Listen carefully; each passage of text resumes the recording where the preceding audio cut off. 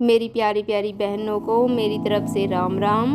आज एक हम नई कथाएं शुरू कर रहे हैं। सबसे पहले हम विष्णु पुराण शुरू कर रहे हैं, उसके बाद शिव पुराण करेंगे, इसके बाद हम आपको गरुड़ पुराण भी सुनाएंगे। ये सभी आपको मैं आसान शब्दों में सुनाऊंगी। हमारे शास्त्रों में ये लिखे हुए हैं श्लोकों में, और उनके साथ में अब हिंदी वर्जन भी आ रहा है, तो मैं आपको ये सब कुछ हिंदी में सुनाऊंगी। शास्त्रों में कहा गया है कि चाहे आप हिंदी में पढ़ें या संस्कृत में पढ़ें, श्लोकों में पढ़ें या फिर कथा में पढ़ें, आप जैसे चाहे पढ़ सकते हैं। आपको सुनने का लाभ उतना ही प्राप्त होगा। अब हम शुरू करते हैं भगवान विष्णु जी की कथा। आप इसका आनंद लीजिए, आपके जीवन में सब मंगल ही मंगल हो। शुरू करते हैं। सूत जी बोले, एक समय प्राचीन काल में मुनिवर पराशर जी निष्कर्मों से निवृत्त थे। तब मैत्री जी ने मुनिवर पराशर जी को प्रणाम करके और चरण छूकर पूछा, हे गुरुदेव, मैंने आप ही के पास आकर संपूर्ण वेद वेदांग और सारे धर्मशास्त्रों का ज्ञान प्राप्त किया है। हे मुनि श्रेष्ठ, आपकी कृपा से मेरे विपक्षी भी मेरे लिए यह कदापि नहीं कह सकेंगे कि मैंने संपूर्ण शास्त्रों के अभ्यास में परिश्रम नहीं किया। हे धर्मज्ञ, हे महाभाग, अब मैं आपके मुखारविंद से यह सुनना चाहता हूँ कि यह जगत किस प्रकार उत्पन्न हुआ और आगे भी दूसरे कल्प के आरंभ में कैसा होगा, तथा हे ब्राह्मण, इस संसार का उत्पादन कारण क्या है। यह संपूर्ण चराचर किससे उत्पन्न हुआ है, यह पहले किस में लीन था और आगे किस में विलीन हो जाएगा।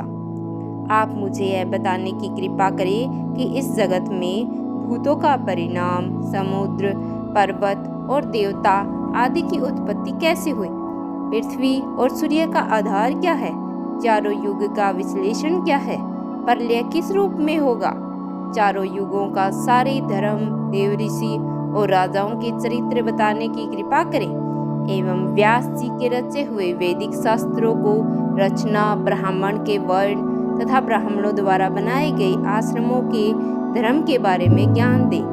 मैं आपकी कृपा में से यह सब कुछ जानना चाहता हूँ। फिर पराशर जी बोले, हे सूत जी, मेरे दादाजी श्री वशिष्ठ ने इस प्रसंग का वर्णन किया था।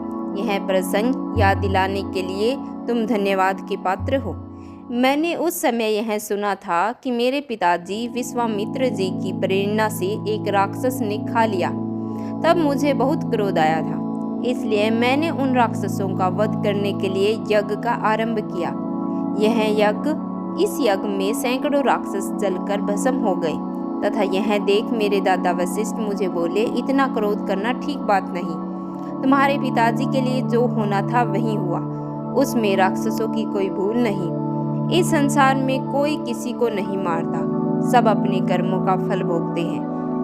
क्रोध मूर्खों को आया करते हैं, बुद्धिमानों को नहीं। क्रोध मनुष्य के अत्यंत कठोर तप का नाश कर देता है। महर्षि यह क्रोध का त्याग करते हैं, क्योंकि यह क्रोध की वजह से लोक और परलोक दोनों ही बिगाड़ के रख देता है। इन राक्षसों का वध करने का कोई मतलब नहीं, इसलिए तुम इस यज्ञ को समाप्त कर दो। समा में ही साधुओं का कल्याण है। महात्मा वशिष्ठ के इस प्रकार पुत्र को समझाने पर मैंने यज्ञ का संपन्न किया और मेरे दादाजी प्रसन्न हो गए।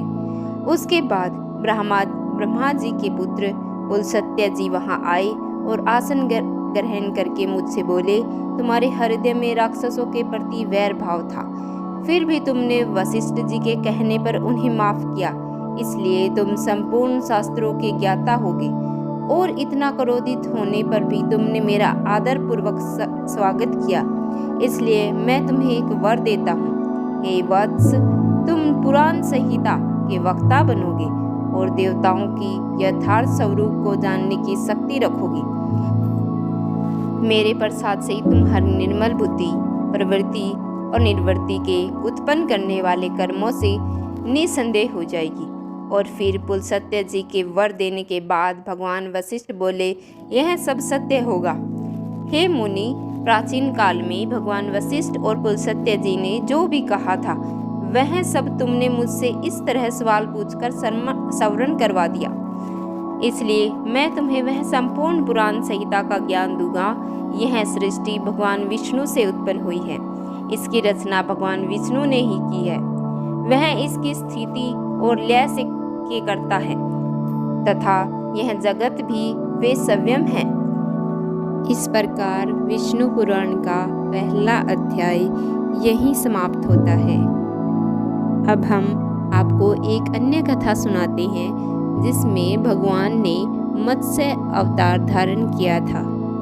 अब हम आपको कथा सुनाते हैं भगवान विष्णु ने मत्स्य अवतार क्यों धारण किया था। एक पुण्यात्मा राजा तप कर रहा था। राजा का नाम सत्यव्रत था। सत्यव्रत पुण्यात्मा तो था ही, साथ ही बड़े उदार हृदय वाला भी था। प्रभात का समय था, सूर्योदय हो चुका था। सत्यव्रत कीर्तमाला नदी के में स्नान कर रहा था। उसने स्नान करने के पश्चात जब तर्पण के लिए अंजलि में जल लिया तो अंजलि में जल के साथ एक छोटी सी मछली भी आ गई। सत्यव्रत ने मछली को नदी के जल में छोड़ दिया। मछली बोली, राजन, जल के बड़े बड़े जीव मुझे छोटे छोटे जीवों को मारकर खा जाते हैं। अवश्य कोई बड़ा जीव मुझे भी खा जाएगा। कृपा करके मेरे प्राणों की रक्षा कीजिए। सत्यव्रत के हृदय में दया उत्पन्न हो उठी। उसने मछली को जल से भरे हुए अपने कमंडलू में डाल लिया। तभी एक आश्चर्यजनक घटना घटी। एक रात में मछली का शरीर इतना बढ़ गया कि कमंडलू में उसे रहने के लिए छोटा पड़ने लगा। दूसरे दिन मछली सत्यव्रत से बोली, राजन, मेरे रहने के लिए कोई दूसरा स्थान ढूंढिए, क्योंकि मेरा शरीर बढ़ गया है। मुझे घूमने फिरने में बड़ा कष्ट होता है। सत्यव्रत ने मछली को कमंडलू से निकालकर पानी से भरे हुए मटके में रख दिया। यहाँ भी मछली का शरीर रात भर में मटके इतना बड़ा हो गया, उसको रहने के लिए फिर से छोटा पड़ गया। दूसरे दिन मछली पुनः सत्यव्रत से बोली, राजन, मेरे रहने के लिए कहीं और प्रबंध कीजिए, क्योंकि मटका भी मेरे लिए रहने के लिए छोटा पड़ रहा है। तब सत्यव्रत ने मछली को निकालकर एक सरोवर में डाल दिया, किंतु सरोवर भी मछली के लिए छोटा पड़ गया। इसके बाद सत्यव्रत ने मछली को नदी में और फिर उसके बाद समुद्र में डाल दिया। आश्चर्य, समुद्र में भी मछली का शरीर इतना अधिक बढ़ गया कि मछली के रहने के लिए वह भी छोटा पड़ गया। अतः मछली को पुनः सत्यव्रत से बोली, हे राजन, यह समुद्र भी मेरे रहने के लिए उपयुक्त नहीं। मेरे रहने की व्यवस्था कहीं और कीजिए। अब सत्यव्रत विस्मित हो उठा। उसने आज तक ऐसी मछली कभी नहीं देखी। वह विस्मय भरे स्वर में बोला, मेरी बुद्धि को विस्मय के सागर में डुबो देने वाले आप कौन हैं? मत्स्य रूपधारी श्रीहरि ने उत्तर दिया, राजन, हयग्रीव नामक दैत्य ने वेदों को चुरा लिया है। जगत में चारों ओर अज्ञान और अधर्म का अंधकार फैला हुआ है।